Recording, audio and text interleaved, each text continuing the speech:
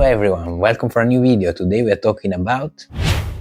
If you just started with CapCut and you don't know how to use the timeline, everything looks so big, don't worry about that. I'm gonna show you how to use and how to master a bit the timeline, even if you are a very beginner. Let's start with the first video. We place it here into our project, and this is our video. Let's play. There we go. Here we have our video. What we can add is a bit of music. You can see there's already two levels of the timeline.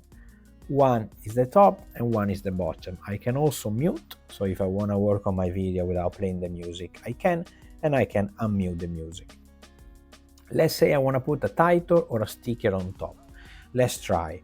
So I'm going to press text, and here you see I have another level. Let's write tiger. Okay, this is our title. Let's make it nicer. If you saw the other video, you know already how to add the title. Perfect. Let's put the title here on the left. Tiger. There we go. And this, you can see we have three levels now. Tiger on top, then we have the tiger video, and then we have music at the bottom. Let's see, I want to put a sticker, and let's write tiger. Let's put a funny sticker here for your understanding. Perfect. I'm going to put the sticker, and the sticker is actually on top of everything. So if I move it above, tiger is actually above.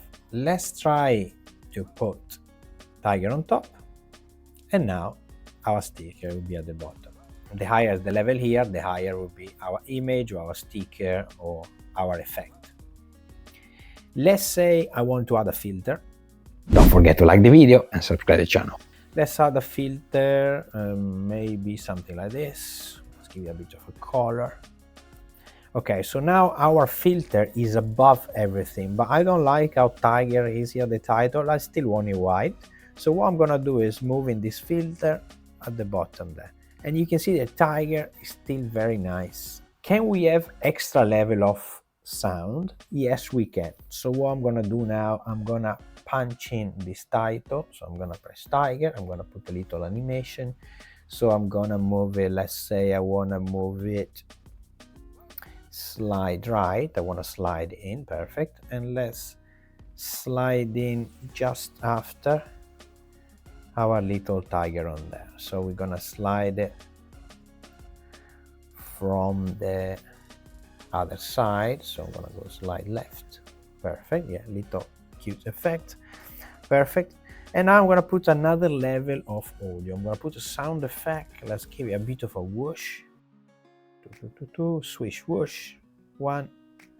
I'm gonna click the beginning of the second effect, and then I'm going to copy the exact same. So let's now play.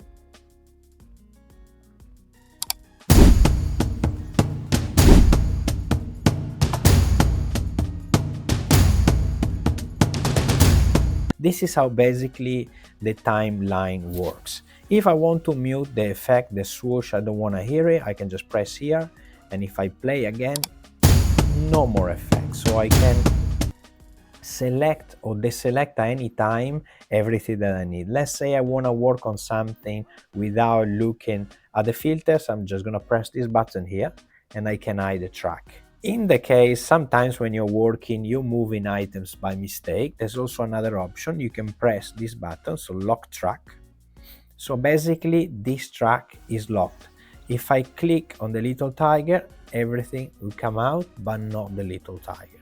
So this is another very interesting way of locking your footage. I usually lock the middle one, and this one is the one that actually stay. This is a basic understanding of the timeline. If you have any question, please let me know. We're gonna go a bit more on an expert level soon, but make sure you come back tomorrow for a new video. And make sure you double check these two cool effects.